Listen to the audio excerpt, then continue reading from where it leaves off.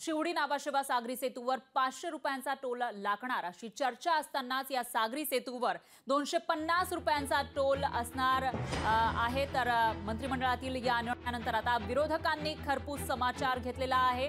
या सेतूसाठी 250 रुपये टोल आकारला जाणार आहे। शिवडी नावाशिवा सी लिंकचा वापर तुम्हाला करायचा असेल तर 250 रुपयांचा टोल भरावा लागणार आहे, कारण मंत्रिमंडळाच्या बैठकीमध्ये तसा निर्णय झालेला आहे आणि त्याविषयीची घोषणा सुद्धा करण्यात आली आहे।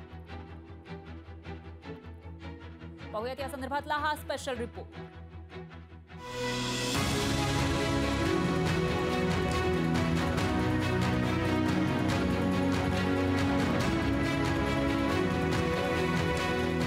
या शिवडी नावाशिवा सी लिंकवर प्रवास करायचा असेल तर वाहन चालकांना त्यांच्या खिशात किमान 250 रुपये ठेवावे लागणार आहेत। राज्य मंत्रिमंडळाच्या बैठकीत 12 जानेवारीला उद्घाटन होणाऱ्या या सी लिंक वरून जाण्यासाठी कार चालकांसाठी 250 रुपये टोलचा निर्णय झालाय।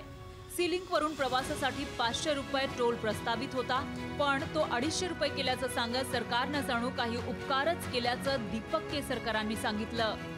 जो प्रस्ताव असतो तो आम्ही त्याच्यासाठी लोन घेतलेला आहे, त्याच्यामुळे भारत सरकारचे जे निकष आहेत त्याप्रमाणे 500 रुपये त्या ठिकाणी टोल चार्ज करायला लागला असता, परंतु आजच्या मंत्रिमंडळामध्ये अतिशय महत्त्वाचा निर्णय झाला आणि त्याच्यामध्ये हा 250 रुपये करण्याचा निर्णय झालेला आहे। तर सी लिंकच्या माध्यमातून 21 किलोमीटरच्या प्रवासासाठी हा माफक टोल असल्याचं गिरीश महाजनांनीही सांगितलं। त्या बाबतीमध्ये प्रेस नोट आलेली नाही, पण जे लहान वाहनं आहेत त्याचे दर वेगळे आहेत, त्याचे दर ठरलेले आहेत, ते माझ्याकडे आता या ठिकाणी नाही आहेत, पण तो छोटी वाहनं जी आहेत, त्या गाड्या जाणाऱ्या आहेत, आपल्या कार छोट्या, त्यांच्यासाठी हा दर या ठिकाणी आहे। मुंबई ते नाशिक 107 किलोमीटर प्रवासासाठी 140 रुपये टोल घेतला जातो। मुंबई ते पुणे एक्सप्रेसवेवरील 88 किलोमीटरच्या प्रवासासाठी 320 रुपये आकारले जातात। वरळी बांद्रे सी लिंकवर 90 रुपये टोल घेतला जातो। त्या तुलनेत 21 किलोमीटरच्या शिवडी नावाशिवा सी लिंकसाठी तब्बल 250 रुपये टोल थोडा जास्तच आहे। निवडणुकीच्या तोंडावर सरकारनं टोल कमी केला असला तरी निवडणुकीनंतर तो पुन्हा वाढवला जाण्याची शक्यता व्यक्त होतीये। तो सरकारने ज्या पद्धतीचे टोलचे जे शुल्क आहे हे 250 रुपये निश्चित केलेले आहे।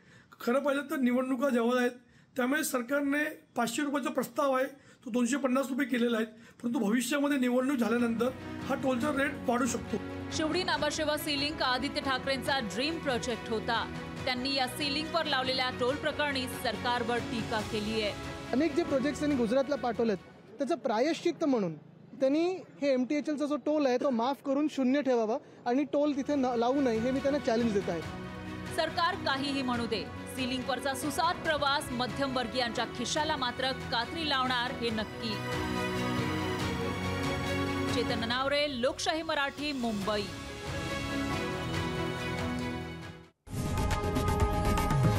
लोकशाही मराठी, ऐका, पहा, जागरूक रहा।